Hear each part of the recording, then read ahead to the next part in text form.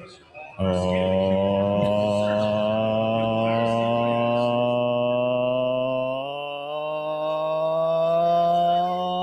to the Press Show, the #1 rated pregame intermission postgame show this side of the Mississippi South, the Arctic Circle, north of the equator, and west of... Pick your poison today. Where do you want to go? Zurich. Zurich? Yeah. Yeah, okay. That'll work. Sure. We're back. I mean, it's been a while since we've been down at Xfinity Mobile Arena. And as you can tell, there's a little bit of chaos because you could even say, what chaos?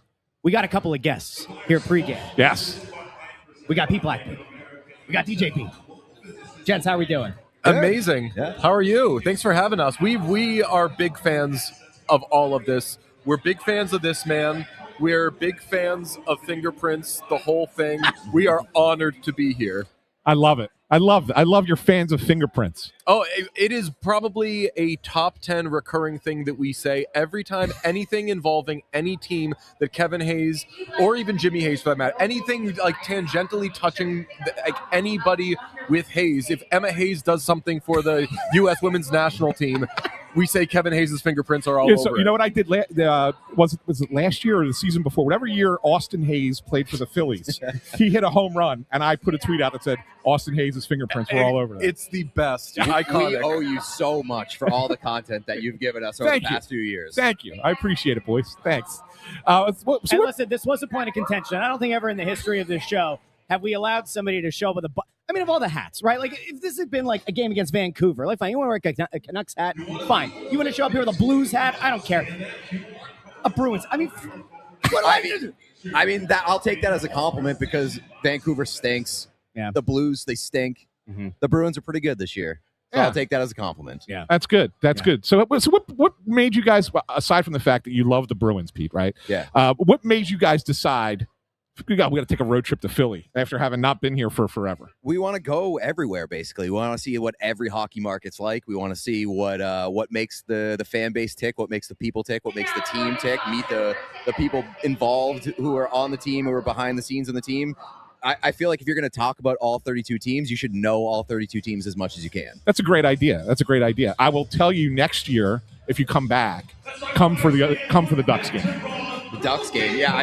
I would imagine. That'd be a fun the atmosphere here for the Anaheim Ducks is different the last 2 years. That's so funny that's why the what one happened? team. It's so funny that the one team, you got to be here for the hate, for the Anaheim Ducks. Yes. 100%. I mean, that is, it's almost like the Stanley Cup final here. It really is. I mean, for a team that has been largely stuck in mediocrity, I like to call it hockey purgatory for a decade, you have to get up for certain games. Sometimes it's a Rangers game, but the Ducks game is like a totally different level. Yeah, last time I was here was 2011, Game 2 of the second round against the Bruins. I was a Bruins beat writer at the time.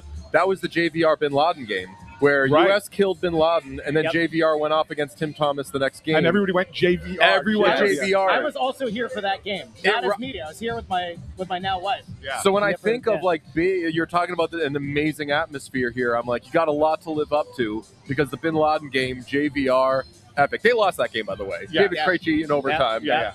Play was reviewed, iffy. Bruins win. Rest is history. Yeah. So you're wearing the Flyers jersey. Yeah. I was definitely going to get a Gritty jersey on this trip. I already have a Matvei Michkov jersey. It's too big for me. Heyo.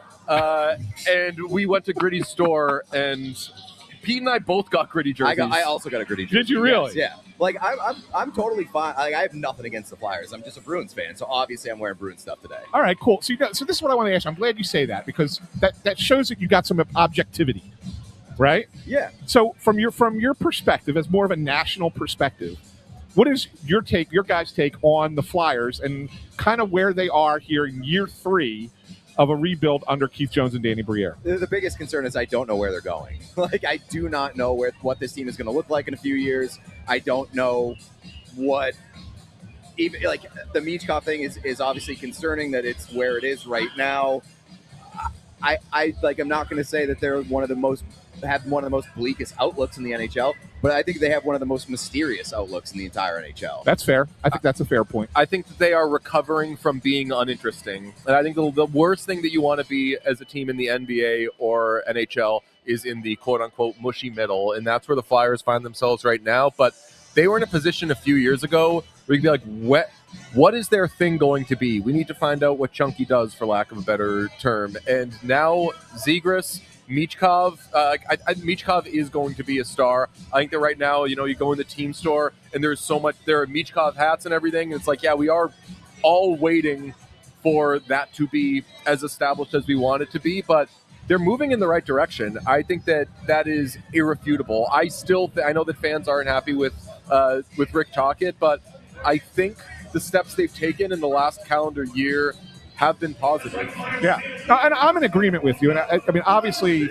the one thing is you kind of look at how they were putting this team together, and you say, well, gee, they really didn't focus on the area of biggest need. They drafted for what they thought was the best player available, which is the right thing to do. Obviously, getting Michkov and Porter Martone, right? But those guys are wingers, and the biggest area of positional need in the organization, center, and they still don't have it. And so Russ's big pushback is like, well, where are you getting that guy? Yeah, yes, and I think it was Colby Armstrong who brought up last year, and I was like, I totally agreed with it.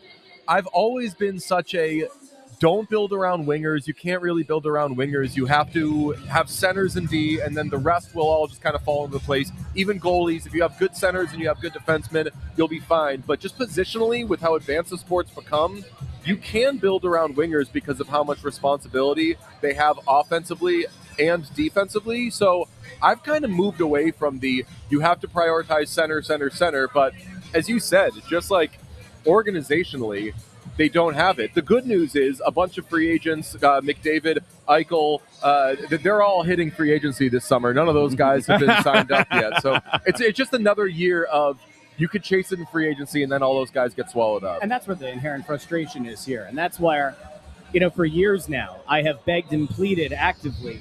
You have to at some point rip the Band-Aid off, and you have to take this thing, maybe not all the way down to the studs, but certainly do more than, change the coat of paint on the walls. And for so long, it's just been patchwork.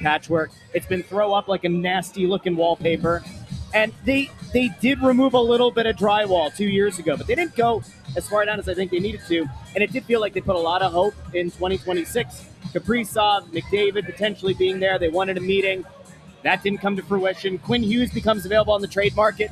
They don't like the ask of a Martone. Yeah. All of a sudden, there go two of your only opportunities. The only one left is the draft. And if you don't lower the ceiling and lower the floor of the team enough, you're not putting yourself in position to get even a little bit of lottery luck and move up, like the Islanders did. Right. You can continue to strip away pieces, but ultimately the goal of stripping away pieces is to form a new identity. Yeah. And I would say that the biggest concern right now is I don't know what the Flyers' identity is, and I don't know what it is going to be.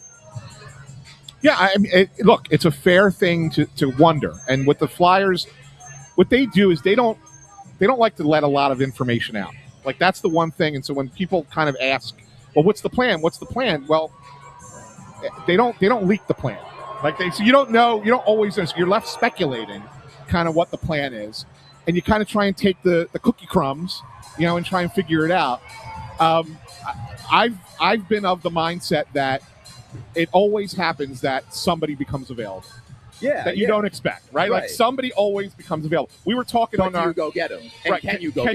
That's the key, right? Guys always become like, oh, I had no idea that guy was going to be. Like, we were talking about this pregame over at Chickies and Pete's when our other show.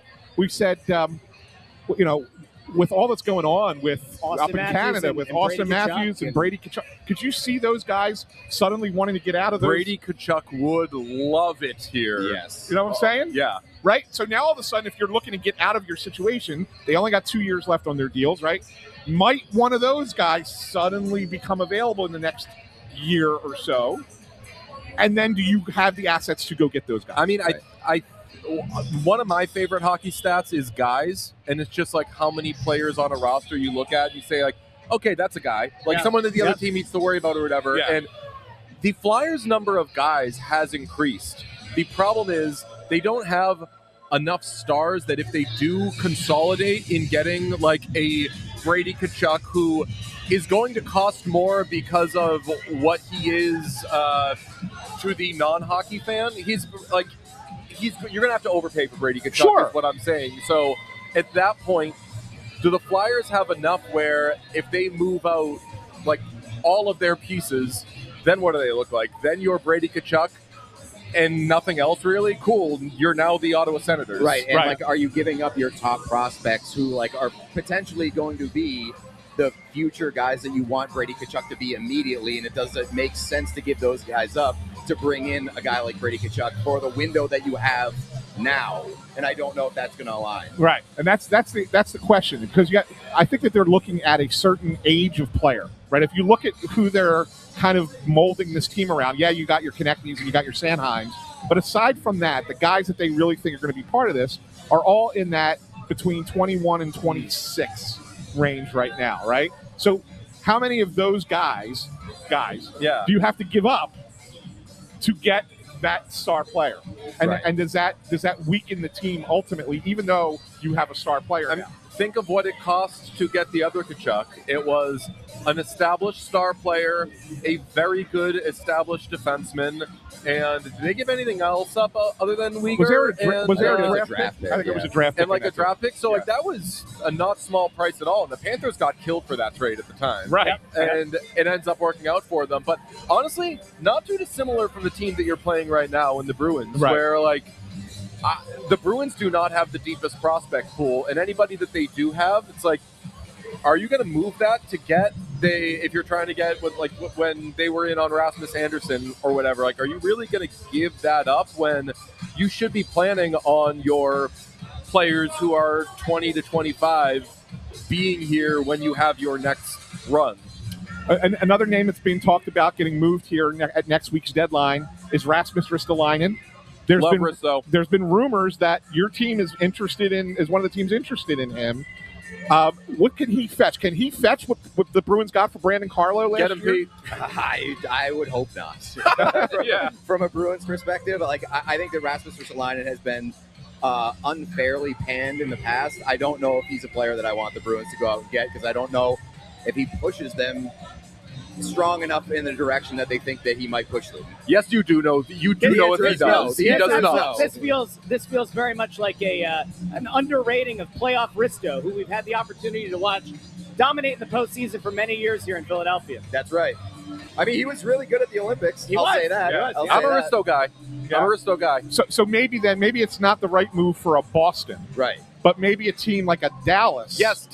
Every time a defenseman becomes available, where what is it, SpongeBob, the pointing thing? Squidward, pointing, and you say, like, Dallas Star. When Brett Kulak got moved last week, I was like, ooh, damn, Dallas should have done that. And we're talking about Rasmus Ristolainen and Brett Kulak, certainly not world beaters, but guys who, in the playoffs can play a lot, and different players, but, like, look what Seth Jones did for the Florida Panthers, where that was a player that everyone, because they didn't like the contract, decided was a bad player. And Florida Panthers don't win a Stanley Cup unless they get Seth Jones last year. So, like, these are the types of players, even if we're like, oh, that's not a star defenseman, that makes the difference for teams like a Dallas, who I think has been chasing this thing for years now, where they're a defenseman away from actually winning the Western Conference. Right. So that's what I'm saying. So a team that's closer to that Stanley Cup pursuit, it makes more sense to give up what the Bruins got for Carlo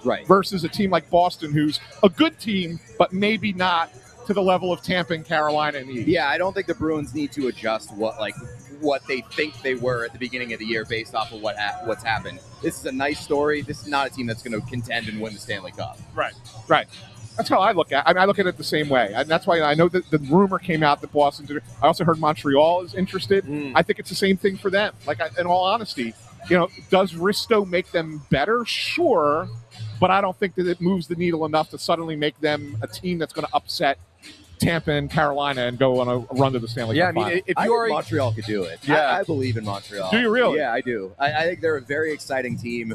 They're probably a little ahead of schedule still, and they got some playoff experience last year. They got slapped around, learned some lessons in the first round. But I truly believe that Montreal is kind of knocking on the door as the next team to arrive in the Eastern Conference. And you want to talk about a team with guys. Montreal has a lot of them. Yeah. And when teams that are real cup contenders or right on the edge there, you've seen it so many times when it gets to the second, third round, and you're like, what is on their third pairing right now? Because guys get hurt. You're like, who do they have to play for? Even if you're putting them out there 10 minutes a night, that costs you in the postseason. Right. So getting Aristo does make a difference. Russ has been a guy who has pushed for years. A guy. He's a guy. A guy. Look, on this Man podcast, after my own heart. on this podcast, you are a guy.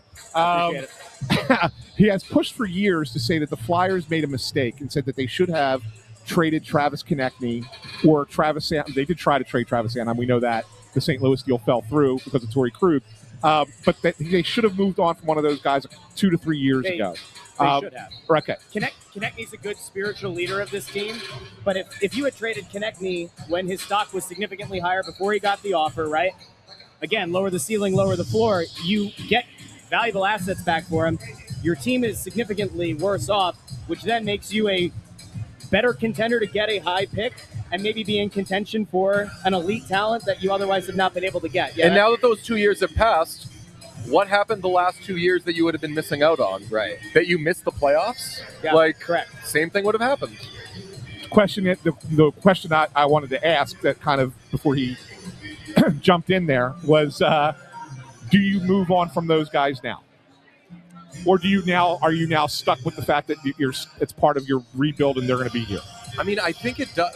If you can say move a Konechny and get a couple of things that in the summer you then use to try to get that next, very good non-superstar player, then that can kind of move the clock back a couple of years, which they should want right now. I would say, it's stupid to die on a hill, and it's stupid to feel pot committed. Sunk cost fallacy. Yeah, if you hung on to a player 2 years too long, it doesn't mean that it's too late to then – you're not going to get what you would have got 2 years ago, but you can still get something. And where are you right now, realistically, in this rebuild, in this retool? Is he going to be a piece worth holding on to?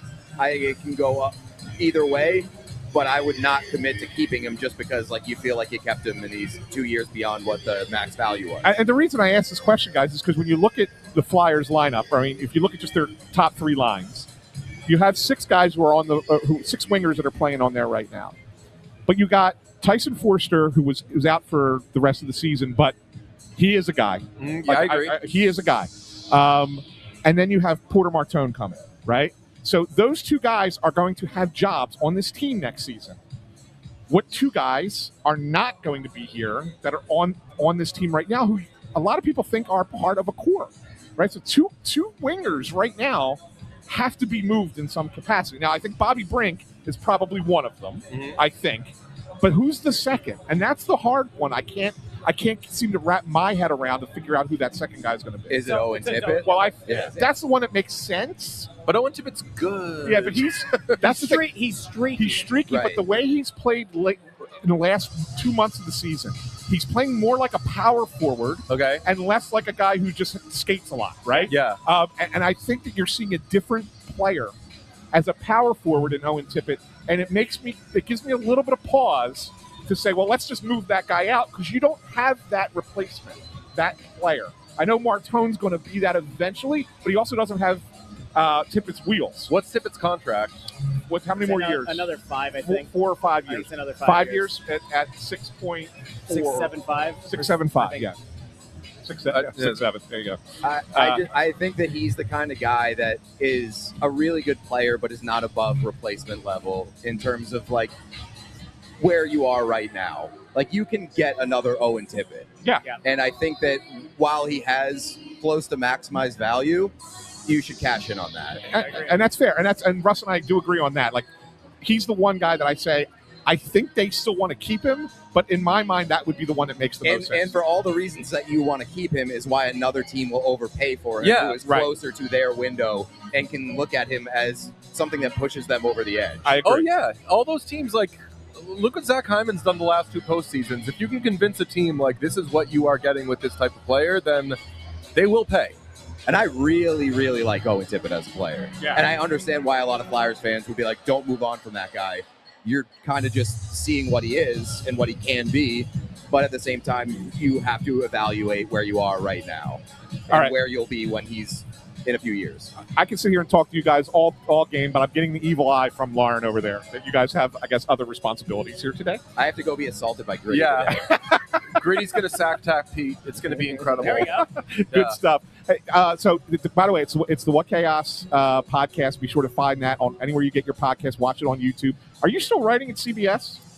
Every once in a while. Okay, Yes. Yeah. all right, because you can repeat on CBS as well. Yeah. Every once in a while. But boys, thanks for stopping by. We You guys appreciate are the having you best. on. Thank you so much for having us. Absolutely. I think we can confirm, though, Kevin Hayes' fingerprints were not on this appearance. Not on this appearance. I don't know. Let me try to think. Did we mention any team he's ever played for? If so, Oh, then... we have. Oh, the Flyers. We mentioned the Flyers. Yeah, okay, that's there are right. Kevin Hayes' fingerprints all over this all conversation. over this conversation. All over this There you building, go. honestly. There you go. you should play the little the thing for them. No. Okay, never mind. Which one? Which one do you want? The silly podcast. That silly podcast. There you go. Yes. That silly podcast. Amazing. Right. Good stuff, boys. Guys, Thanks again. for hopping Thank on. you so much. Thanks for being on. Appreciate good. you. Oh, that's good stuff. All right. Thanks so much. Go bring it back.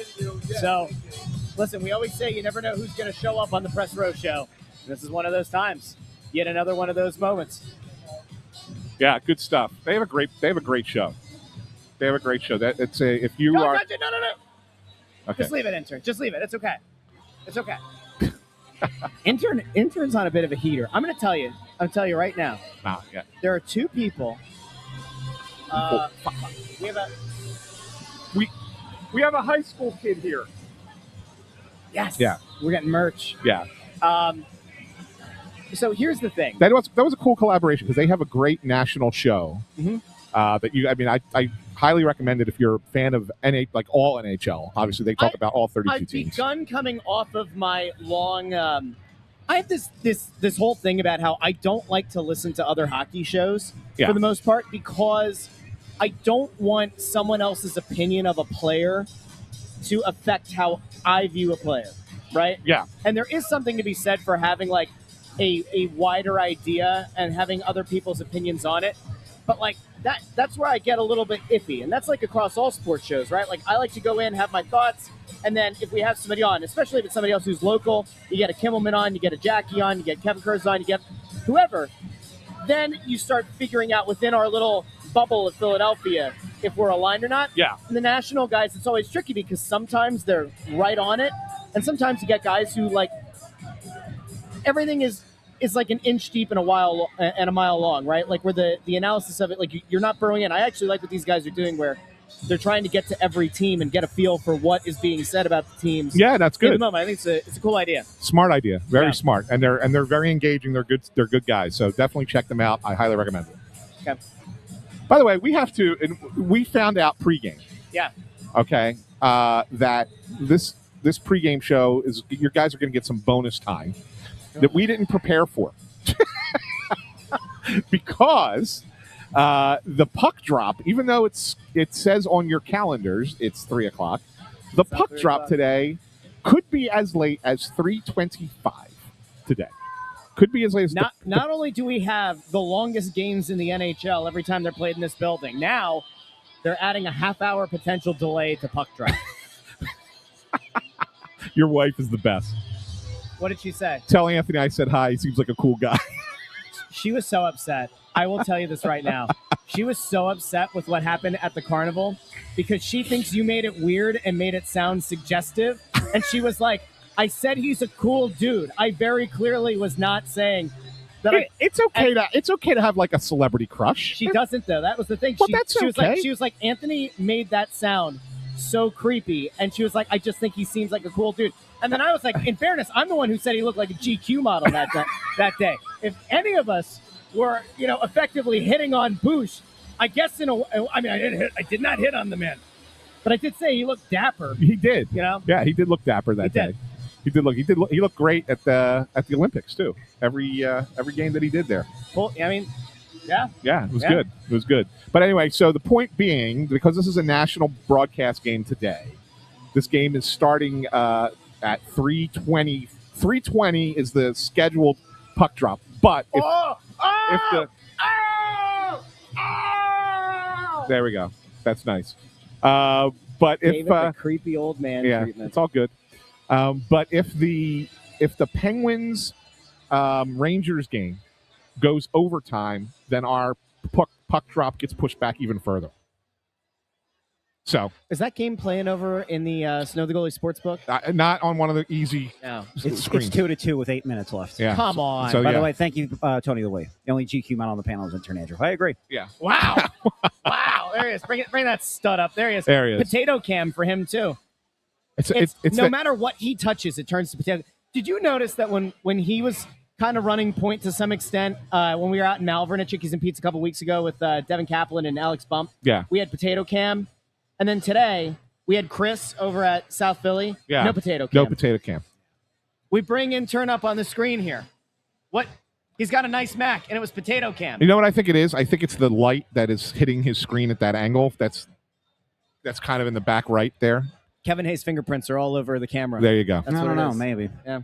There you go. So, So yeah, so we're going to be vamping a we lot. don't I have think to vamp. pre-show. We don't have to vamp because there was something I saw in the comments that I actually wanted to get to here for a second. Now, we can't play the clip on the show because we can't have immense profanity on this show. However, Joe Papel says the Steve Dangle podcast has over 170,000 subscribers. They're relevant in the hockey world. So I don't know if you guys saw this. You might have. And we will not delve into politics or anything on this show. It's just not our thing. But there was a really unhinged take.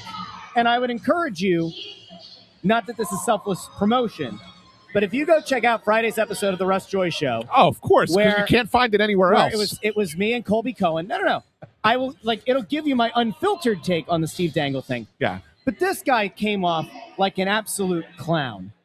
I mean, get the face paint and get the rainbow wig and the big red nose. Steve Dangle sounded like a clown. And he's ranting and raving about Austin Matthews and chastising Brady Tkachuk and going after Connor Hellebuyck and Quinn Hughes and every U.S. player that's been a captain or tangentially affiliated with a Canadian team and talking about guns and tanks at the border and like all this nonsense. And it's like, dude, people like you who live in this really weird mindset, in this really weird bubble, you're going to run off some of the best American players playing in Canada. Yes. And if you think that the past week hasn't at least stuck in the mind of an Austin Matthews or especially a Brady Tkachuk, you're out of your mind. People like that, and then people like, what's his name, Cox? What's his name? Damian Cox. Damian Cox, who wrote a story over for the Toronto Star saying that Austin Matthews picked party and president over the playoffs. Maybe they need twice the face paint, 2 red noses, and 2 rainbow wigs. If and when Austin Matthews and Brady Tkachuk choose to leave or their teams send them south of the border to the U.S., I think we should revisit Dangle and Cox. When was the last time a Canadian team won a Stanley Cup? It's been a while. 1993. That is correct. It's been a while. Clowns. It's an absolute clown show. Yeah, it was so bad. you can go find that. I mean, it is an F-bomb laden rant that this guy went on, and it is absolute lunacy. It's insane. It is nuts. And you know And what you the know worst? what's- and I'll tell you this, Let me say it. Let me say, because I know what you're going to No, say. you don't. And yes, I do, and I'm going to say it. No idea, this guy. This is what I'm going to say. All of this outrage Yeah. that has been going on for the past week, you know what it's done? It's diminished the women's gold medal. Correct. It's diminished the women's gold medal. Yes. Because all you're talking about is what the men did in a locker room celebration, and you're not talking about the fact that the women were awesome and dominated and won that gold medal. They crushed. Like, you're ignoring their success by focus. You're making it worse by doing this. So it's asinine. It's crazy. Everything that you think that you are being so self-righteous about, you're making it. You're doing exactly what you're complaining about. You're diminishing what the women did well. The thing is, with Dangle, he wasn't even talking about the women. It was all just about That's the meeting point. Trump. That's it had nothing to do with the phone call. Yes. But that's the point. Like whether it's the phone call he was really upset about the Oval Office and that Austin Matthews and Quinn Hughes and Brady Tkachuk shook Trump's hand in the Oval Office. I hate to point out to Steve Dangle, there happens to be a very popular Canadian who served as captain, including for every game in this Olympics, minus the final when he was hurt. Crosby did the same thing in 2017 when the Penguins went to the White House. Yeah. Now I get it. Things were different then. And the outrage and the polarization of politics are viewed differently in 2017 versus now. But like, there is such a level of hypocrisy, and By the way, there's like more than what you even talked about on your show. Like, there were a couple other clips that I saw that popped up where he was like, the Kachucks, this makes them like bad, like people. And then he had one thing that I thought was like so over the line, and he was like, imagine if you're like Austin Matthews shaking hands with Donald Trump, and then he actually unironically made this analogy and said, like, imagine some random American team, their captain was like, I really, really like Hitler. And I was like, if you're gonna unironically like make that analogy and start bringing the H-man into it, you lost. Yeah, that's so unbelievably asinine to hear that. So like, but like, I mean, he's a lunatic. So what do you want to do? Yeah, exactly. And he got his rage bait. Like, if the goal was to have rage bait and to go incredibly viral, mission achieved, mission success. Yeah. I remember the first I'd ever heard of him was, do you remember the game years ago where the Maple Leafs lost because the Hurricanes' emergency backup goalie was the Maple Leafs Zamboni driver? Yeah. So he went viral because he was freaking out about it. Understandably so. Turns out that's his entire shtick. He just screams at the camera every single Maple Leafs game. And it's like, I think that kind of gets old after a while, but like, that's what he does. So, I mean, there's a lot to scream about in Toronto with the Maple Leafs. You still watch the Russ Joy show, though, don't you, Andrew? I do. Yeah, no, I actually turned it on for that specifically. See that? I wanted to see, and you and Colby both correctly were like, this is outrageous. Yeah, exactly. Exactly. Shout out Colby Cohen too. He seems like a good guy. Colby's awesome. Do Colby's you an want awesome to tell guy. him you said hi? Seems Yes. like a cool dude. Actually, yes. Yeah. Does Nancy think he's a cool dude? I don't know. I'll ask her. Ask her. You got to ask Nancy if she watches your own podcast, if she thinks Well, Colby she's Cohen's typically working while I do my podcast. Yeah, but does she watch it after the fact? When would she watch it, Anthony? I don't After know if you know, the my kids are in wife- bed. After the My kids are in wife, who bed. is a saint. She is a saint. She is a saint. She's a saint because she lives with you. She gets home. She's an incredible wife and mother, and we don't have a lot. There's not a lot of free time after the kids go to bed. We watch a show. You know what we watched last night? What's that? Bridgerton. Did you really? Did. Are you caught up on the pit yet? We watched. No. We no, caught up I'm last not going to night. catch up on the pit until there's like 2 episodes left. I think there are only 2 episodes left. I did finish Night of the Seven Kingdoms. Incredible. Yeah, I Wonderful show. Can't do But, it. yeah, of course. can't do it. Wonderful show. Yeah. I still think you're a total dweeb for not liking Night Manager Season 2. I don't know what is wrong with you. I just couldn't get into it. Hey, by the way, today. Oh, and that crappy show. What's the stupid one on Netflix that I blasted before that I thought was stupid? It's a terribly written show, and it's sort of like a guy who's up late at night, and he's like the emergency. You look this up. It's like the #1 thing on Netflix. It's like the #1 trending show. I think it sucks. The Night Agent or something. That's what we were talking about. No, the Night Manager is the one that has Tom Hiddleston and Hugh Laurie. I have not watched that one. I thought you were talking about the Night Agent. The Night Agent is the worst It's terrible. TV show. That's what I thought you were talking about. The Night Manager is I'm Tom sorry. Hiddleston and Hugh Laurie. My bad. Incredible show My over bad. on Amazon Prime. My bad. The Night Agent is one of the absolute worst.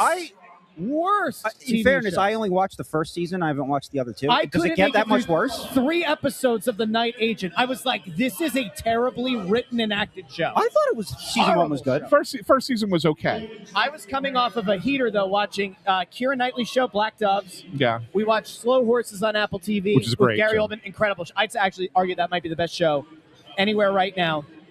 And then we turned on The Night Agent, and I was like, this is awful. Yeah. Awful. No, The Night Manager. I'm glad. I'm sorry. I'm going to, you know what? It is Lent.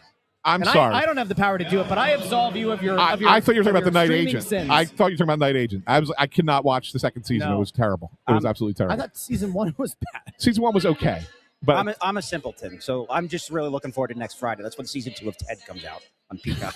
That's all I'm looking. That's all I Ted need. the bear? Yeah. It's a show? yeah, They have didn't a know show- that? I thought it yeah. was just a movie. It was, but then they made Ted 2, which was a movie, Okay. and then they turned Ted into a regular show. It takes place when like Mark Wahlberg's character is like a high school kid. Yeah. It's Okay. oh my god, it's so funny, but it's so inappropriate. You know, speaking of funny, inappropriate shows, there's somebody apparently in the building. Yes, Shane Gillis is here today from he's not on- Tires. he's not on the Press Row show right now. I know. Will he be by the end of the show? Probably not. But I made a request, and I think I just got a sign as somebody walked by who gave me this, which meant that it wasn't. did anybody tell him that fellow Westchester alum? I tried.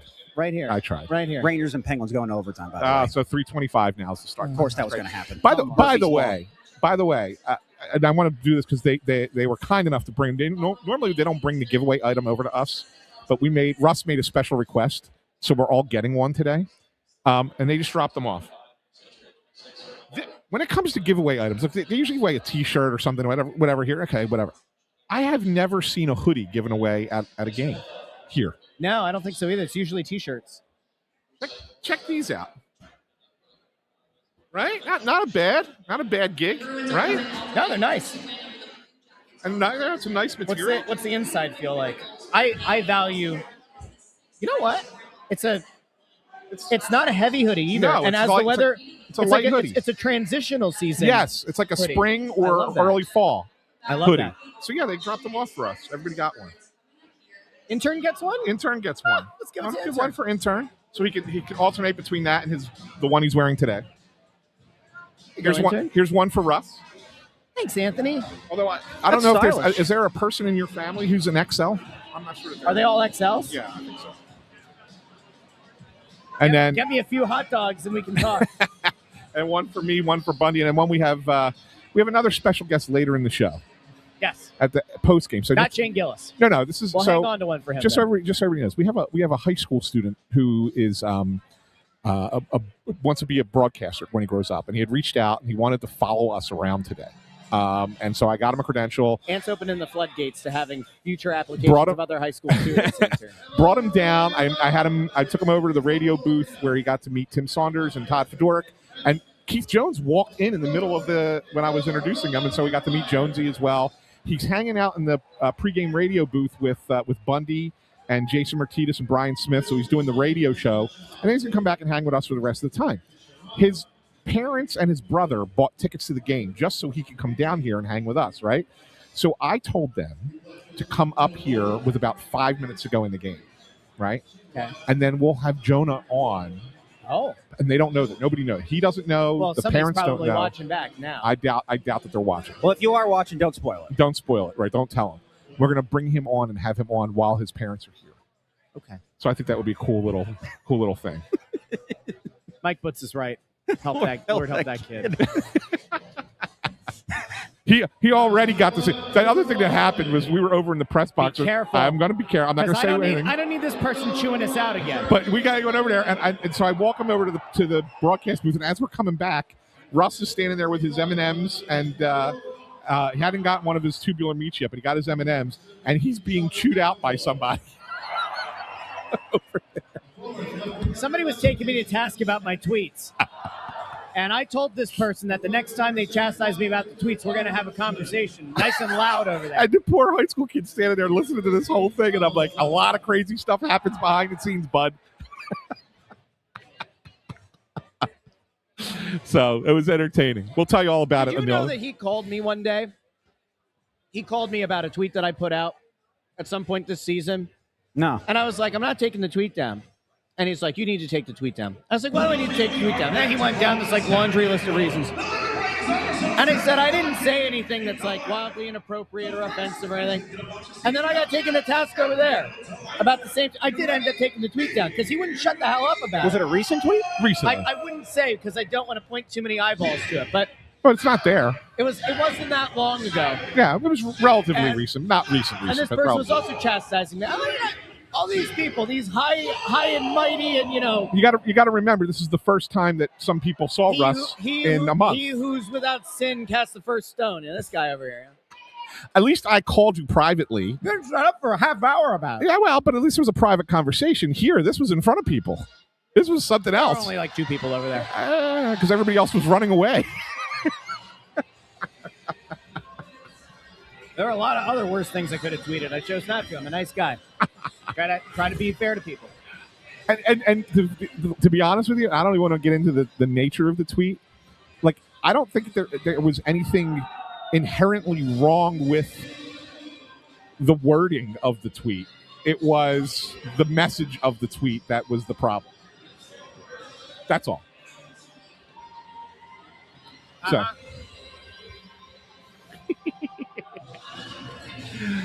Anyway, we still got to kill 13. Those who know, know. Those who don't. Anyway, got 2 minutes left in the overtime. Still no goal. So that goes to a shootout. I wonder what happens. Scotty's Wild Adventure. Yeah. At least spell the word right. It's a C, not an S. And it's not a receding hairline. It's always been this high. Yeah. I love my parents, but genetically, they didn't give me a 4 head. They gave me a 5.5 head. I embrace it. I embrace it.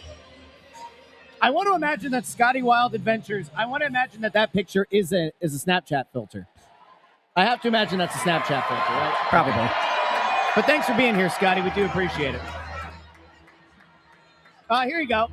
Good question. Sting Chameleon 1 says, any Risto rumors lately? Yeah, so if you... Risto's not in the lineup. They're actively working on a trade right now. No, that's not true. You heard it here. Intern Andrew just reported it. Yeah, that's right. If you missed earlier in the show when we had the boys from What Chaos on, we talked a little bit about Ristolainen and where he could potentially go. Oh, thanks, Tony. But yes, there are some teams that are interested. So let me try and lay it out this way. There was a report that came out last week that I think it was the report came out and said 6 teams were interested in Rasmus Ristolainen.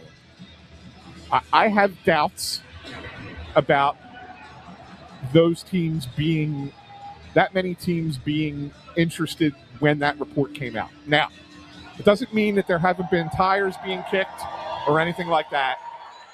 It just means that there was not incredibly detailed interest yet.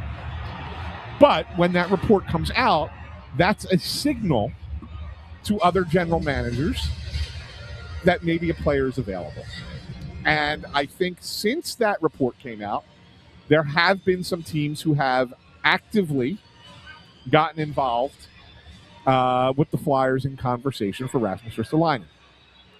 Teams that we've been hearing are teams like Boston, yep, the Montreal Canadiens, I think Dallas Stars. Dallas is a perfect fit. And perfect fit. And you know what? Let's bring on former Dallas Star. Bundy. Welcome. Bundy is here. How was that elongated pregame show? That was great. Great stuff. By the way, you knew once we found out that the delayed start time, you knew that Pittsburgh, New Jersey game was Rangers game was going overtime. 100%, still in overtime. Yeah, you knew it was going overtime. Like it's going to go into a shootout. It's going to go to the shootout. Oh yeah, let's go. Yeah, 100%. How many rounds are we going? 6? Yeah, 7. That's right. There you go. Bundy, we were just talking about Risto, and we were getting around to your old team, the Dallas Stars. Yep. I think that's the perfect – like, if Risto were going to be moved, I'm not thinking about the compensation coming back. Risto, to me, would fit that team like a glove. Yeah, he might. You never – there's lots of guys you think are going to go somewhere and fit like a glove, and they don't fit at all. So I'm not saying he won't. Yeah. I'm just saying I don't – look at Brandon Carlo. He went to Toronto. That was the guy everyone thought would fit like a glove. He didn't fit at all. Yeah, I guess the question, Bundy, is more this. When you look at a guy like Rasmus Ristolainen, and there could be any number of teams that are interested in him, right? Is he the type of player that is better suited going to one of the top teams like a Dallas, Colorado, Tampa, Carolina, those types that you look at and say are favorites to reach the final versus a team like the Boston Bruins or like the Montreal Canadiens who might be they're going to be a playoff team, but might be the next tier down. Right. So does Ristolainen help a better team because of where he would slot in versus a slightly weaker team? You know what I'm trying to get to with that question? I know what you're saying. Obviously for where he's at in the stage of his career, he should want to go to the best possible team. Yeah. And Dallas is better than those level tier teams down that you just mentioned. Yeah. Like Montreal or Boston. Right. Boston's a really good example of one. Yeah. Yeah, but I think he can help those teams too, though. Just in terms of his positioning defensively and the way that he competes defensively is going to help any team, I think, that gets him. Yeah, for sure. Should we do predictions? Did you do keys? I do have keys. You realize they're going to do the national anthem. Let Bundy do keys. Okay. And then we'll do predictions. Do we want to stay here for the national anthem? Because it's going to be delayed. The puck drop's going to be delayed, but they're going to do the anthem now. All right, I'll give you the keys right now. First key of the game, Mishkov. The first 2 games back have been good ones for Matvei Mishkov. Having scored the overtime winner, it'll be interesting to see if he can springboard himself to a great finish to the season. Number 2, attention to detail. Puck watching and coverage breakdown were important factors in the Flyers' 6-3 loss to the Bruins on January 29th. First, Bruins scored at 9:49 and 10:30 the first period. The second period, Boston scored 3 times on 10 shots. These lapses forced the Flyers to chase the game unsuccessfully. Needs to be better today. And lastly, guys, the Pasta Hold effect. on, pause the last key. Anthem and then do the last key. Because we also do prediction. You can enjoy it with us.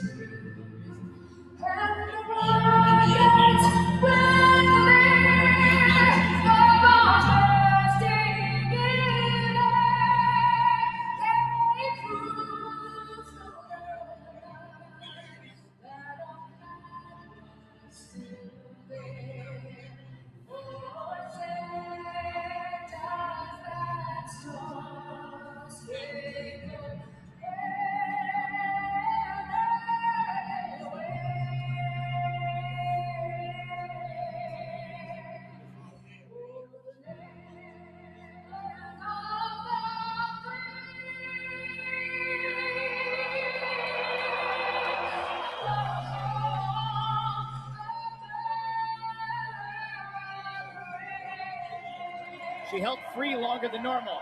Speaking of free, you know what rhymes with free? 3. Bundy, key number 3. Number 3, the Pasta effect. Bruins sniper David Pastrnak remains one of the most explosive scorers in the league over the course of his career. Pastrnak has taken particular delight in punishing the Flyers. 26 goals and 45 points in 35 games against. He scored more times against Philadelphia than any other NHL opponent. To have success today, the Flyers are going to need to find a way to shut him down. Very good. All right, you want to do picks? Russ. Yeah. Sorry, I'm watching the shootout. You want to do picks? Yeah, we can do picks. All right, let's go. You want to do picks? I'll do some picks. Yeah. I picks the Bruins to win 4-2. Great. What do you got, Bundy? I got the Flyers 4-2. I got the Flyers 3-2. And I think this one could be another one that goes overtime. Oh, if the gods be good. I know. Intern? I like the Flyers 3-2 as well. Do you as well? Okay. So am I the only one taking the Bruins? You are. Ew. There you go. That's gross. All right, puck drop. We'll see all of you here. First intermission, second intermission, and postgame here on the Press Row Show.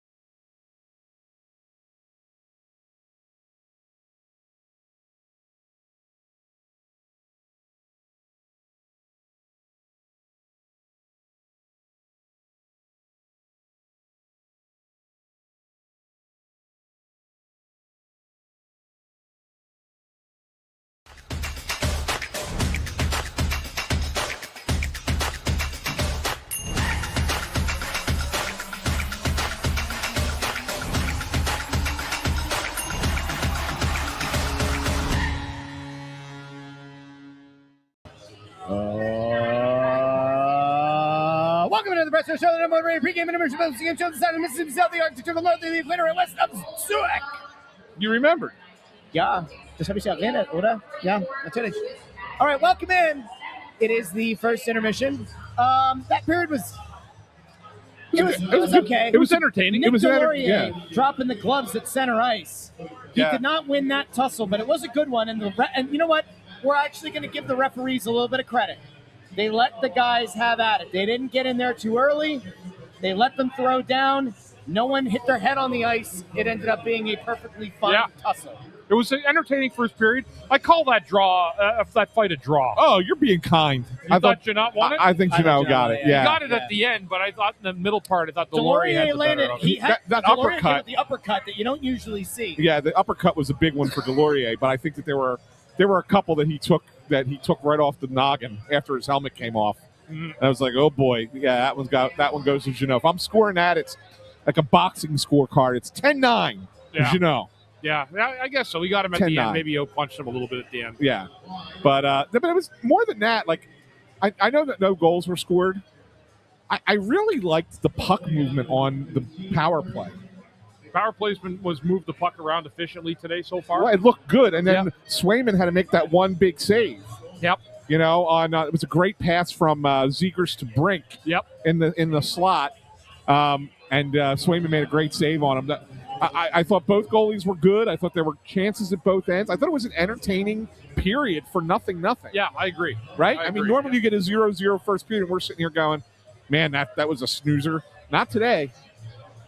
There were some good moments in the period. There were some decent opportunities. And Yeah. there were a couple of turnovers you don't want to see. You happened to point one out to me while we were. I'm not being critical. But on the whole, an okay first period. Now, the Flyers definitely, they have some work to do if they're going to get past Boston today. Well, yeah, of course they do. But I if they keep playing like they played the first period, they'll be fine. They'll break through. They'll be fine. Yeah, they'll be fine. Look, I don't think this is going to be a barn burner of a game, though, goal-wise. No, and that's what I was saying on the show over across the street to Bundy. Like, I think you're at that time of year now where everything is a lot tighter, everything's a lot more defensive focused. Yep. There's not as much room on the ice. The shot totals will be lower. The goal scoring will be, for the most part, will be lower. And you're just going to be lower scoring games. That's just where we're at, and it's weird how this sport works that way. Bundy, Yeah. Right. Yeah. Like beginning of the year, you get a bunch of wild ass games. Yeah. Right. Now High scoring. everything tightens up. Yeah, and then all of a sudden it's like, okay, now we're going to play real hockey. Yeah, that's exactly. This is a strict. Everybody knew post Olympics would be the race to the finish. Right. And games would tighten up. You're going to see lower scoring games unless you're in the Western Conference. There's been some big high scoring games of late. Yeah. Like Edmonton winning 8-1 the other night. Well, Vegas beating LA 6-4. Yeah. But no, I mean you're right though. For the most part, these games they do have that playoff type of flavor to them. And I know the answer to this, but I'm going to have you tell it because obviously you're a guy who played the game. For fans who don't know, like why is it that you don't play like this earlier in the season? Because it's too hard. That's right. I mean, you're being honest. It's too demanding to play like tight and rain hockey every single night where you're On your body. It's too demanding, right? Yeah. Absolutely is. Yeah. Right, and that's the thing. Like, I mean, that's why there are people who would say that hockey would be better with a shorter season. Yeah, if you played 70 games, it would change that equation for sure. A little but bit, right? They're adding 2 games. Yeah, I know. They're going the other. They're going the other direction. The other way, yeah. Yeah. But Russ had a thing, Bunny, and I want to get your take on this. Then before you move on to the next topic, but we were sitting here during the fight, and Russ is like, the NHL needs to get rid of the rule I hate it that so you much. cannot take your helmet off before a fight. I hate that rule so much. I understand from a safety perspective, you don't want the guys to have their helmets off. God forbid somebody falls and hits their head on the ice. It's bad. I totally acknowledge it.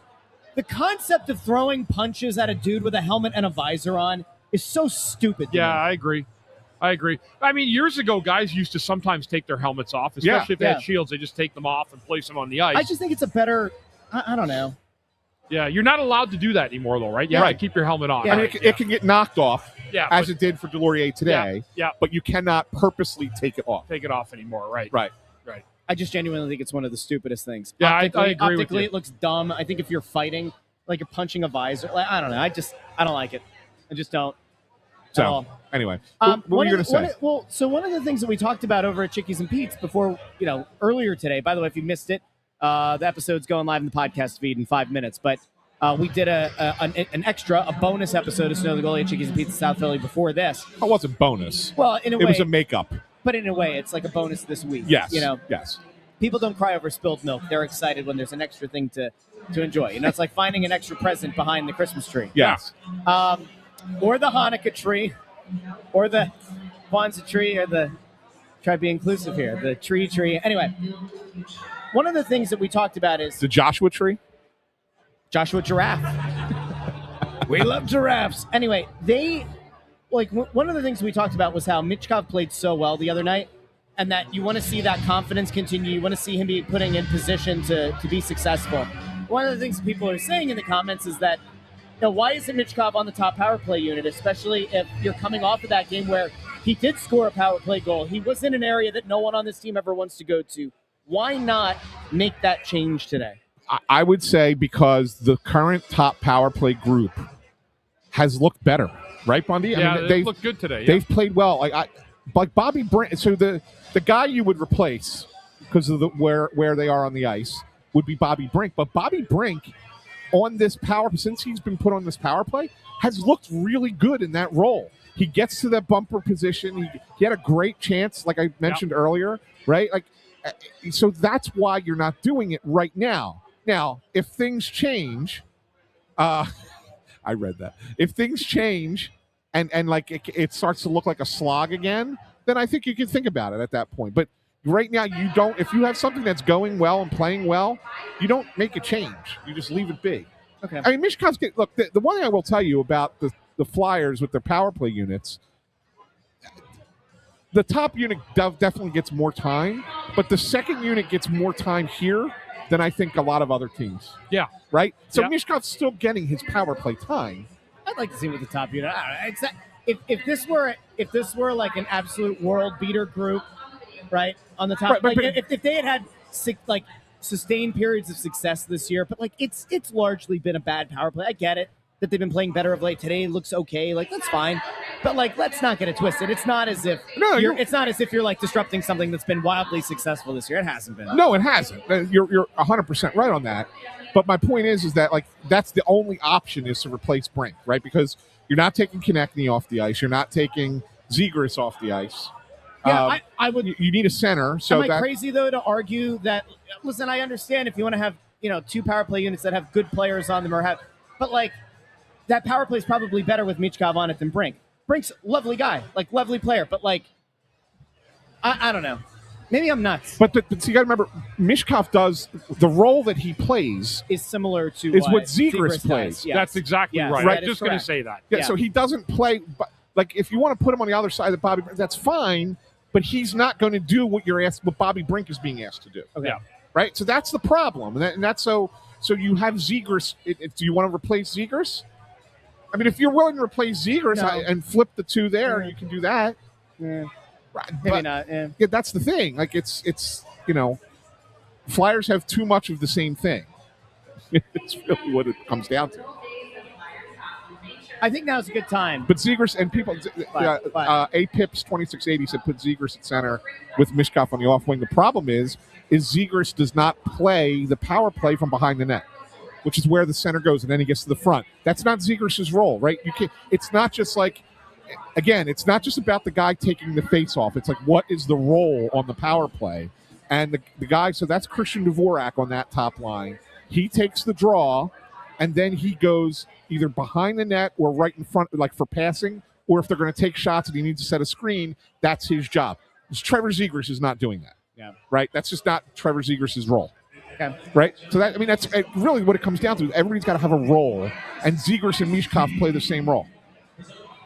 I got to tell you, you're talking about roles and the right role to play and all that lovely stuff, and it's true, and I don't think you're entirely wrong.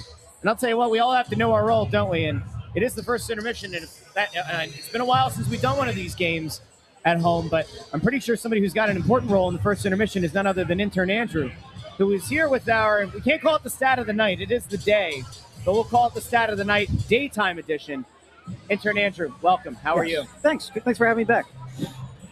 Okay, so the Flyers played last Thursday, I think, right, against the Rangers. Michkov had the goal in the second period, and then, of course, the overtime winner. Yep. That is his 10th career multi-goal game, which moves him ahead of Peter Zezel. Said it right that time. Peter Zezel, for second most all-time among Flyers players aged 21 or younger. Lindros, obviously, number one. That record is going to be very difficult to break. He did that 17 times. Wow. And then for Boston, as of right now, the Bruins record for 30-goal seasons is a three-way tie for 8. Wow. Phil Esposito, Rick Middleton, and David Pastrnak. So coming into today, Pastrnak is at 22 goals on the year. He finds another 8 this season, which I'm guessing he will. He'll become the only player in Bruins history to have the 30-goal season 9 times. He's a hell of a player. Yeah, he is. It really is. And it's the one. It's funny because this is one of the few teams in hockey that builds their team around a winger. Yes. Right? Yeah, the Bruins do, yeah. The Bruins do. Yeah. Tampa kind of does, too. Washington did. With Kucherov. Washington with Ovechkin, right? It can happen. You can build a team around a winger. It's not normal, but this is certainly one of the teams that does it. And he's one of the best players in the game. Like, I love watching David Pastrnak play. Great guy. Great player. Great guy. He's a guy. He's a guy. He's a guy. He's a guy. That was the thing we were talking about with our guests earlier in the pregame show, Bundy. Like, there's a stat, and the stat is guys. Number of guys. Like, guys that are, like, legit. Mm-hmm. And so we're talking about how many guys are on different teams. So it's a statistical thing now. We're calling it. It's an unofficial stat. Okay. So guys. So okay, you know say somebody's a guy. Let's actually play that game here. Okay. Yeah. Of the Flyers' current roster, and thank you, intern. Of all the guys on the Flyers roster, how many of them are guys that you think should be part of a team that actively competes in the playoffs and maybe has eventual cup contention? Who on this team do you guys think fit that bill? Michkov, Forster. Are you talking throughout the entire organization or just on the current team? On the current team. Konechny would be a guy. Sanheim would be a guy. Yep. Well, right now, the way, and we talked about this in between periods or before we get on the intermission. I said to Bundy, you know who we don't talk about enough? Jamie Drysdale. He's had a really good year. Good year. Yes. He's had a really good year, and so like I look at Jamie Drysdale and I say, that's a guy I would play in a playoff series. Okay. I would put him out there for sure. Is Cam York a guy? Borderline, but yes. Borderline, but yes. Is Risto a guy? On the right team, yes. I'm not sure right now with this team, but on the right team he could be. The way Vladar's played this year, it's hard to say he's not for sure. Oh, Zegras. Forgot about Zegras. Yeah. Is Dvorak a guy? Will he be a bottom 6 guy? He could be on a playoff. He could be. Okay. Could be. More third, fourth line usually. And he's definitely out of he's miscast this season. Currently. Right, currently. But could he ultimately be a third line center on a playoff team? Yes, he could. Okay. Yeah. But that's really it right now. Right, Bundy? We're not missing anybody, are we? Missing Tippett? Oh, Tippett, yeah. Owen Tippett. I know Russ doesn't like Owen Tippett. Not that I don't like Owen Tippett. He's just a streaky player and he doesn't fit here.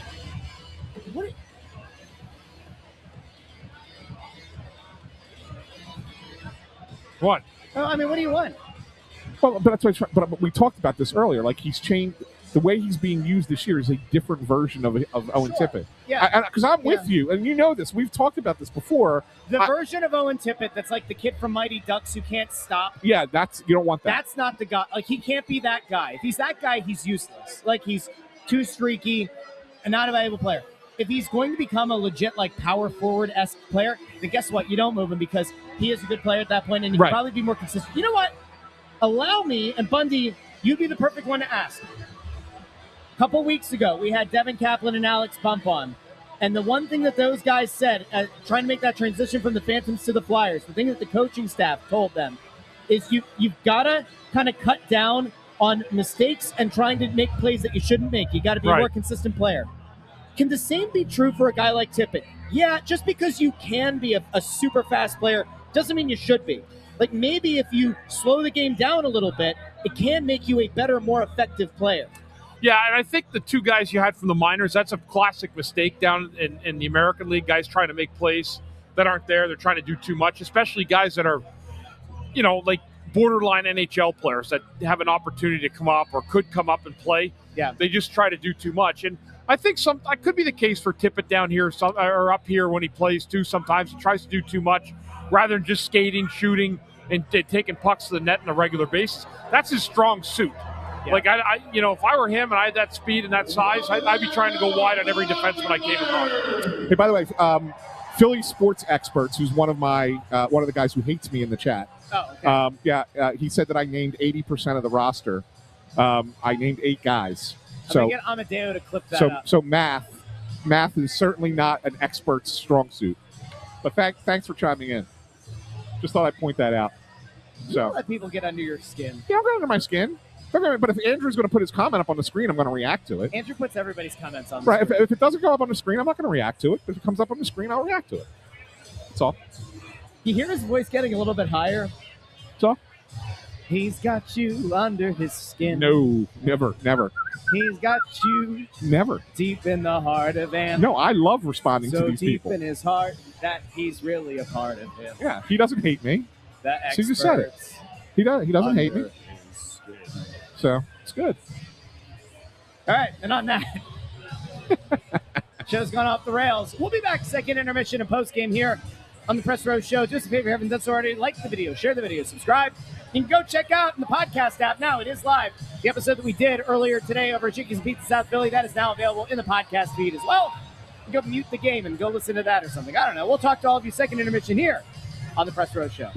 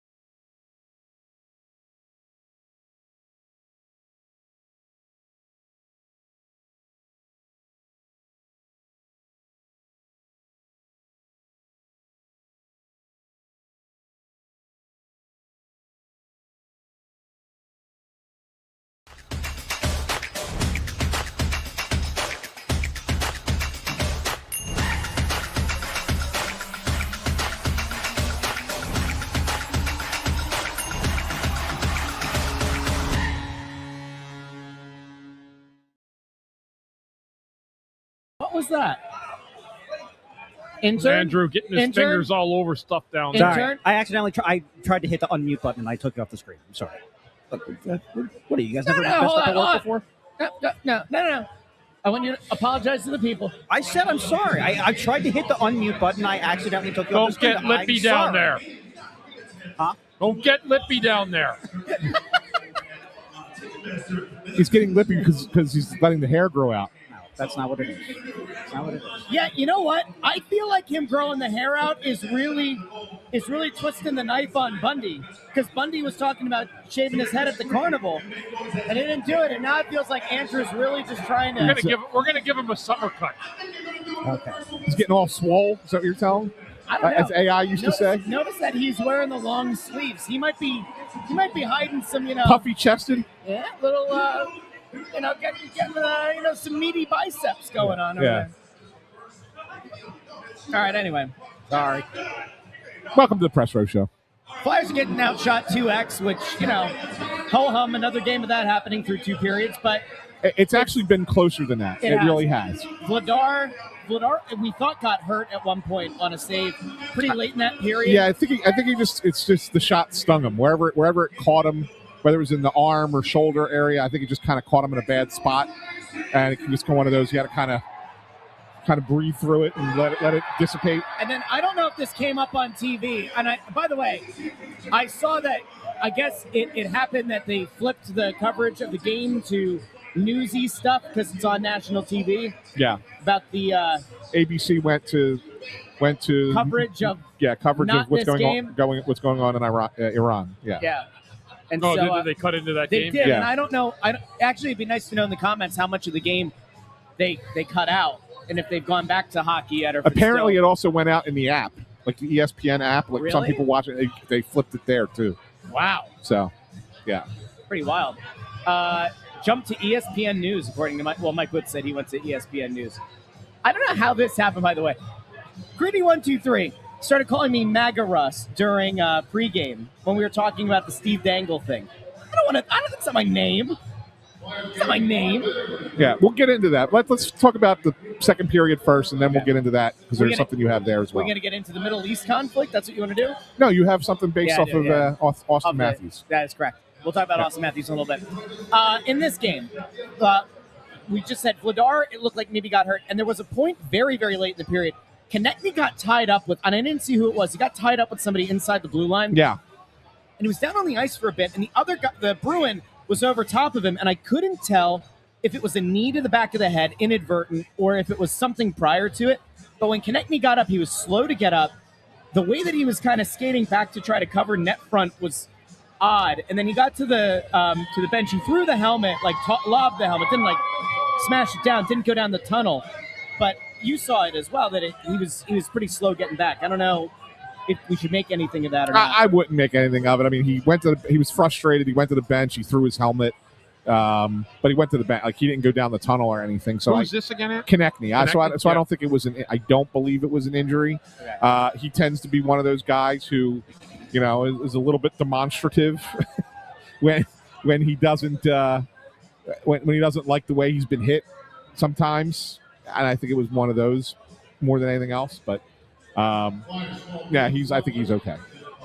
But I will tell you, and Bundy, I can't tell you the last time that we had a game where there was no score after 2 periods, and we're like, man, this is a good game. Yeah, this is a good game. These teams are playing today. Yeah, they are. It's a good hockey game. And the goalies are playing. And Vladar has been unbelievable. Swayman's made, I know he's only got 10 saves, but I'd say 2 or 3 that period that were really unbelievable saves. The one on Christian Dvorak right in front was outstanding. But Vladar's taken the cake so far. He's been really good. Yeah, Do we know if Jackie Spiegel's picking the stars she is tonight? not. I checked. She's not? She's not. Okay. I She checked. picked 3 skaters. She'd forget the 2 goalies even played. She's going to kill us. She's absolutely going to kill us. They don't count, though, do they? They don't count. Is that your Jackie impression? No, I never talk like Jackie, but anyway.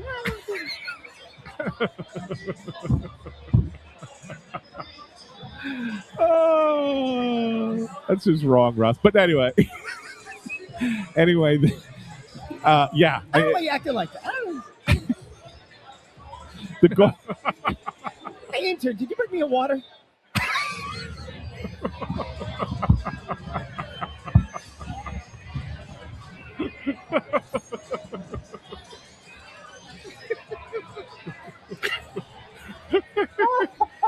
You have to live in the show to understand the moment.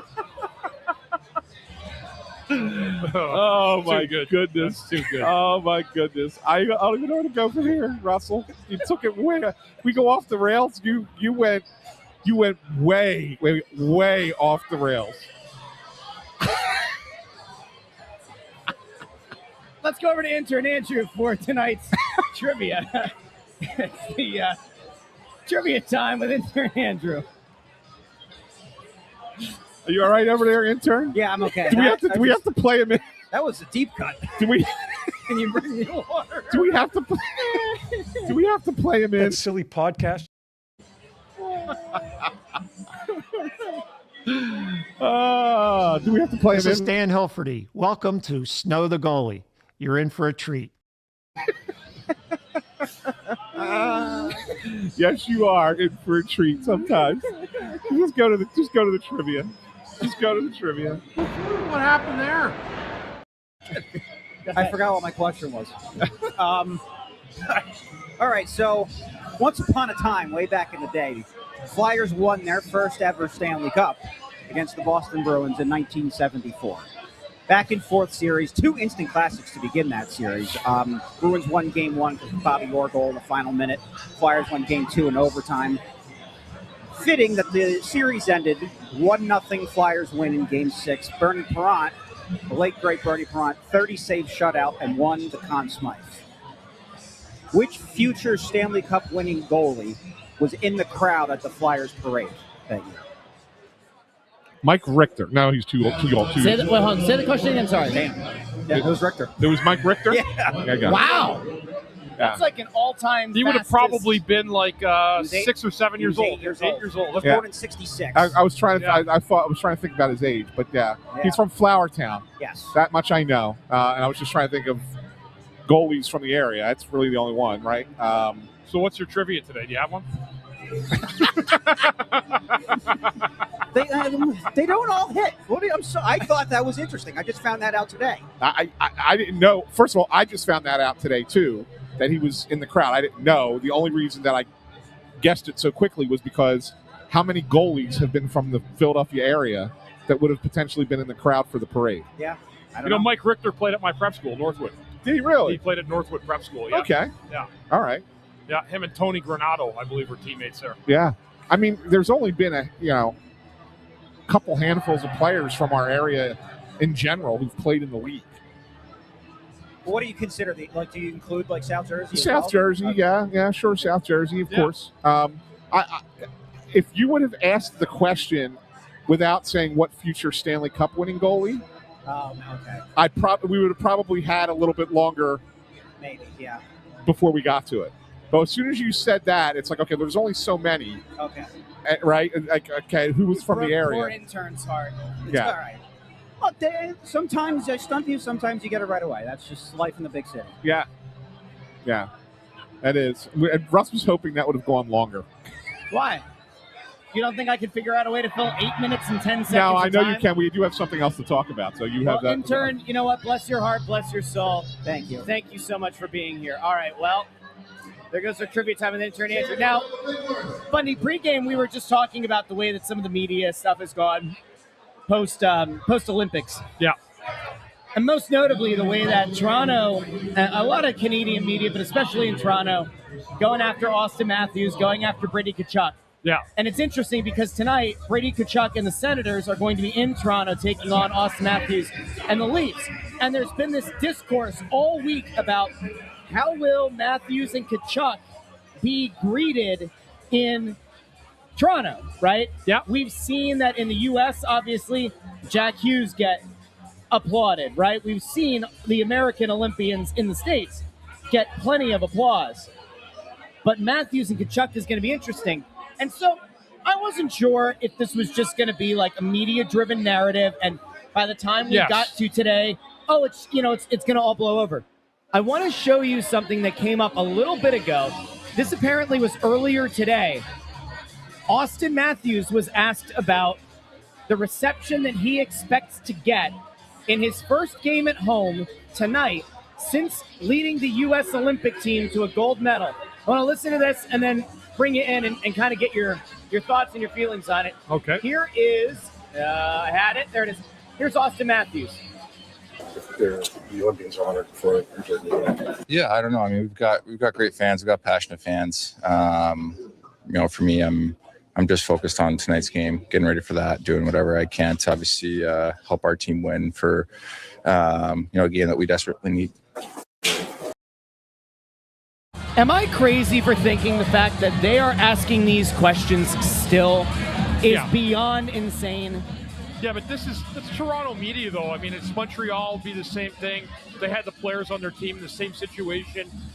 It's just bizarre. It's bizarre behavior. I don't know what they expect of him. He's their captain. He's their best player.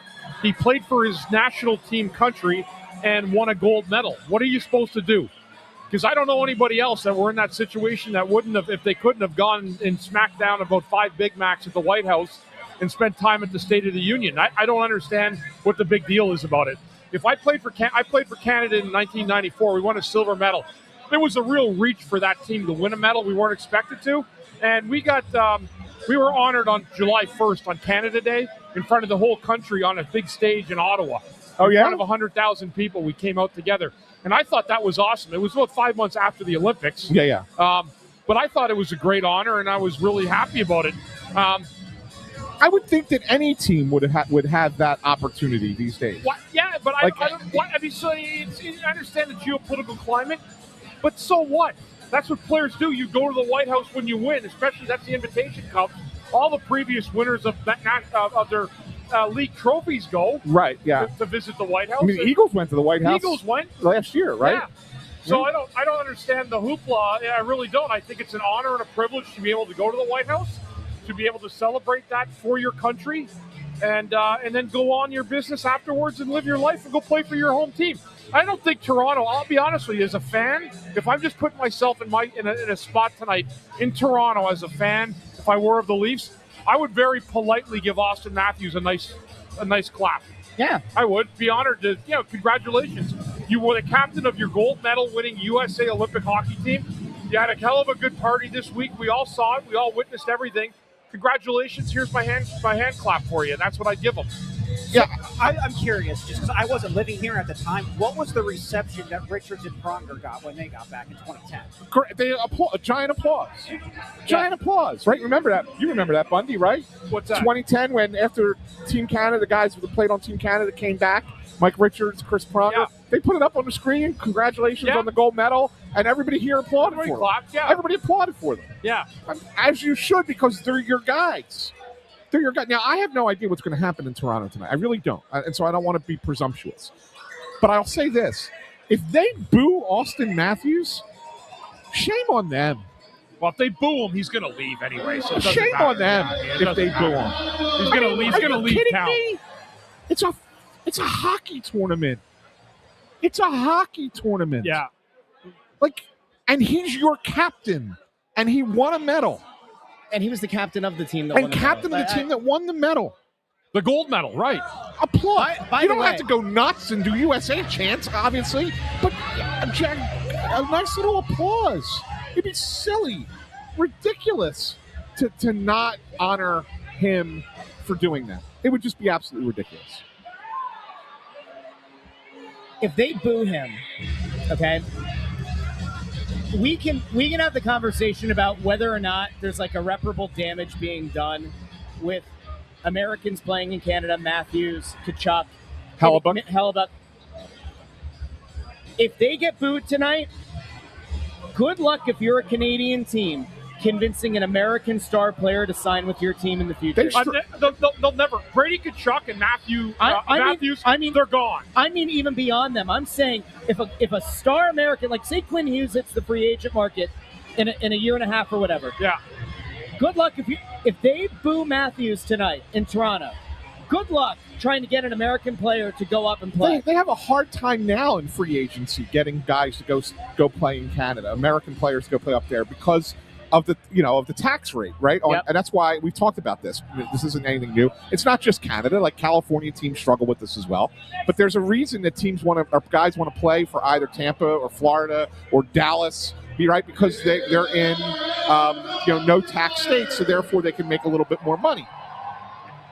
Why make it harder on yourself? Why make it harder? Yeah. That doesn't make any sense. And again, there's been some nasty stuff written about Matthews in his hometown. Yeah, I know. Damian Cox wrote that article the other day that was horrible. Awful. Just an absolute hit piece, hideous, angry person going after a young guy like that won a medal because he was pissed off that the Canadian team lost. It's essentially what it looked like. It looked like sour grapes. So after that article, there's no chance he's going to stay anyway. He's going to be gone in 2 years. It doesn't matter what anyone says. He's not staying in Toronto, and I doubt Brady Tkachuk's going to stay in Ottawa either. Yeah, I get the whole geopolitical stuff. I really do. And everyone's entitled to an opinion to it, and that's fine. And whatever side you're on. And I don't begrudge anyone with that. But we're talking about a hockey game. We're talking about a hockey game at the Olympics. It's just a hockey game. It's just a hockey That's game. it. That's the problem that I have with the whole thing. Like, I just miss when sports was sports. Can't we just enjoy sports? I'm Canadian, born and raised. I'm now American. I got news to tell everybody in Canada too. You lost. You got friggin' smoked in overtime. You lost the gold medal. You're a silver medal winning team, and the Americans won the gold medal. That's it. That's the bottom line. That's the nature of sport. Clip that up, baby. Clip that up. And the point is funny, and I think you're right. And another thing, when I want to circle back to the media here up in Canada, because prior to the Olympics, all of those writers up there, I should say all, majority of those writers up there, they were all writing about, is this the greatest team ever assembled? Well, it might be, but they lost. But they didn't win. They didn't win anything. So they can't be the greatest team ever. And so now you look bad. All right, we'll be back after. Yeah. We'll be back post-game here on the Press Row Show.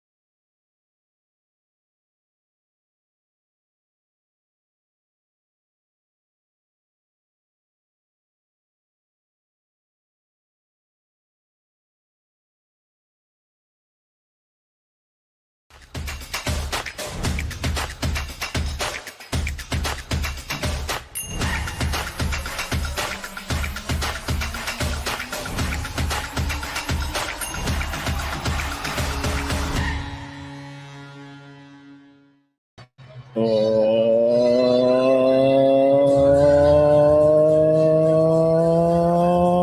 to the Best Row Show, the number one rated pregame intermission postgame show. The sound of Mississippi, south of the Arctic Circle, north of the equator, and west of Zurich. The Flyers are finally back. Not only are they back, they're back with a win. They were outshot for very much of this game. 27-17 was the final shot. It was a pretty brutal shot differential game if you're into that stat. But the Flyers skate away with a 3-1 win, gentlemen. It was a heck of a game. They got it done, and ultimately, I think if you're the Flyers, you're pretty happy with this one. Are you not? Well, you have to be pretty happy with the game. All right, the third period, obviously, you score all 3 goals in the third period. Christian Dvorak had – you never doubted them, right? You never doubted them once. There's a guy here who's absolutely wasted. He was the guy who was yelling at us earlier. He was trying earlier today to allow him on the show. He was like, I'm just going to go talk so much bleep on the Flyers. Well, he seems pretty happy now. Yeah, absolutely. Look, I don't know how aware he is of what he's saying. And no, not at all. How happy he is. But that third period, Bundy, I thought the Dvorak Konechny Zegras line was sensational in the third period. They were really, really good. And I know that they accounted for the two primary goals. Dvorak makes a nice little drop pass to Konechny for the first goal. Yep. They both set up Jamie Drysdale for the goal in the high slot. Like when the Flyers needed their best players to show up, they showed up. Yeah, they did. They were excellent in the third period tonight. They took over the game. Got that 2-0 lead. Boston got one back with McAvoy going backdoor off a face-off draw in the offensive zone, but it wasn't to be denied. And then Couturier, who hasn't scored in quite a long time, gets the long-range. It's been 84 years. Netter, so that was good to see that happen for him. It was a good third period and a game that had no goals scored through 2 periods. Boston scored initially, was ruled off. No goal for goaltender. Do you know who that was? I can't remember. I was going to get a soda. Yeah. I just saw the last second of it, but that's exactly how the third period went. The Flyers secured a great victory. Didn't give Boston a point in the process, and only move up the standings. So we'll see how it works out with other teams playing today. Do you like the new sound drop? It's been 84 years. How long it's been since Sean Couturier? It's been that long. It has been. And you know what? You take it. This game did feel like there were moments where it was going to get perilously close to being a tie and potentially going to overtime, but the team pulled it back. They got the job done. Make of it what you will. There's obviously a very vocal contingent of fans who are, looking at these wins and going, Trade deadline is less than a week away. Let me ask the uncomfortable question for some. They've now won back-to-back games. The playoffs seem like almost a fantasy.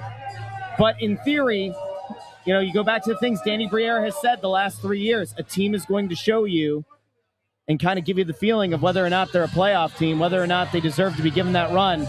Bundy, I have to imagine that they're very active in conversations about offloading players, not bringing them in.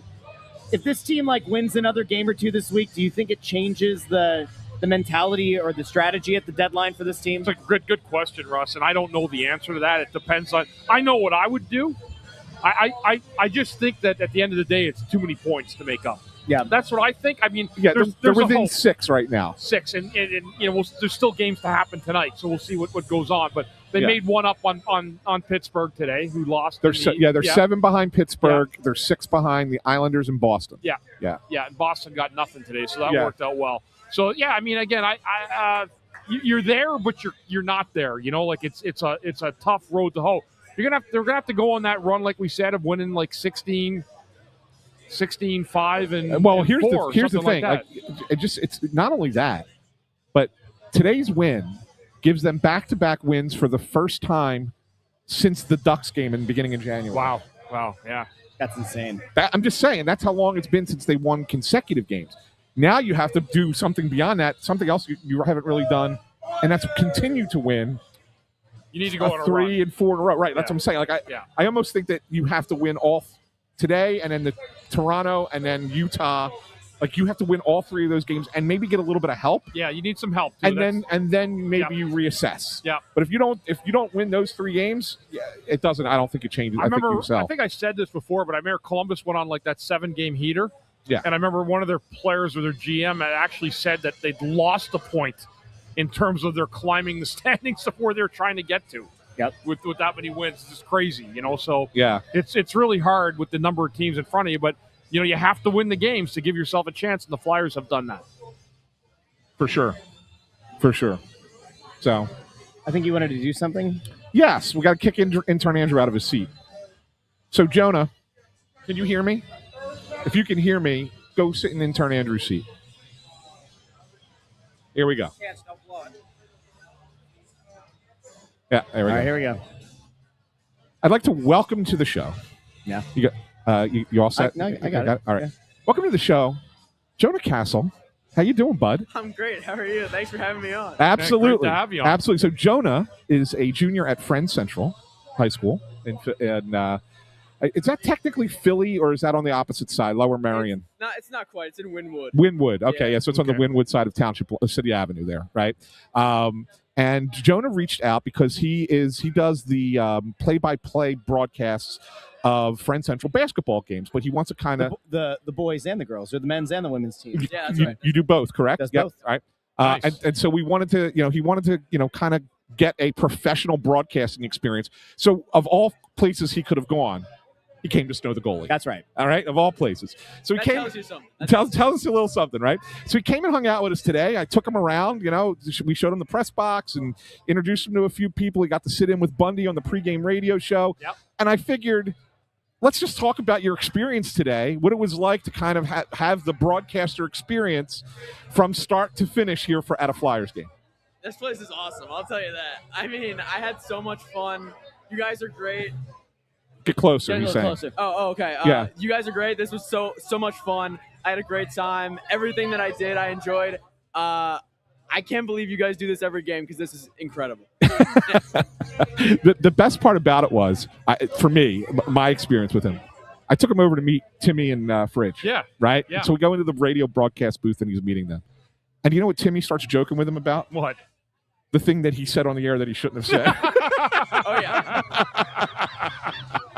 Of course he did. Typical Timmy, right? Absolutely. Right? So that's good stuff, right? Yeah, that was the best part. I'll tell you.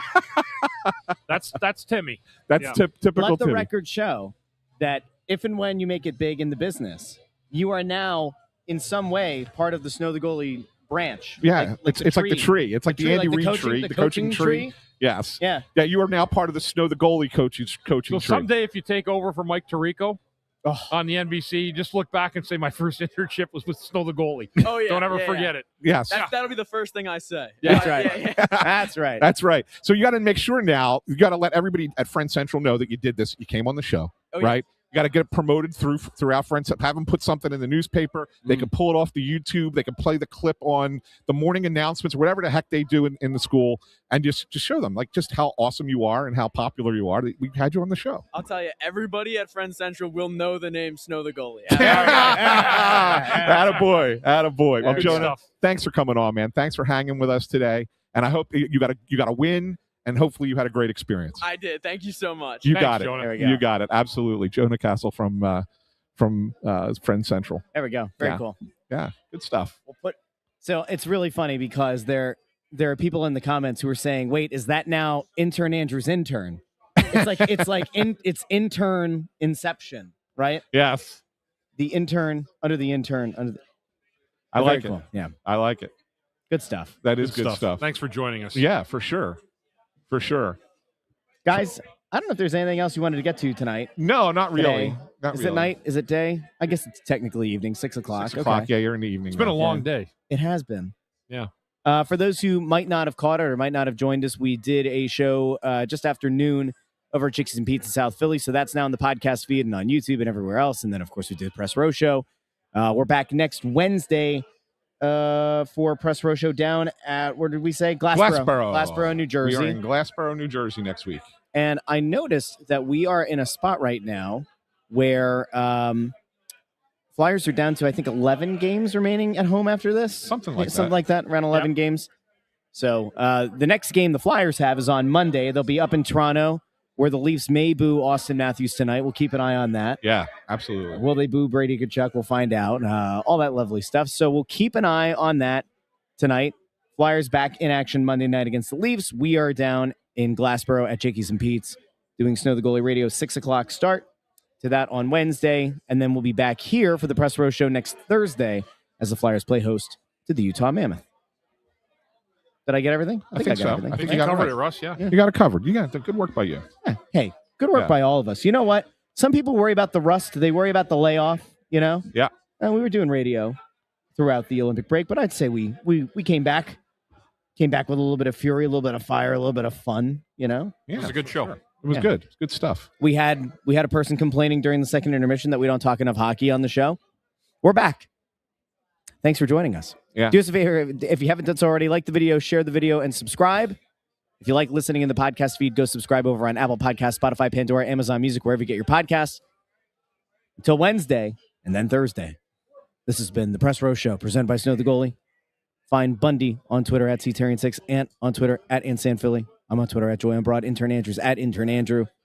And everybody send good vibes to young Jonah that someday he makes it big in the sports broadcasting business. We'll talk to all of you very soon here on Snow the Goalie and the Press Row Show. Have a good night, everybody.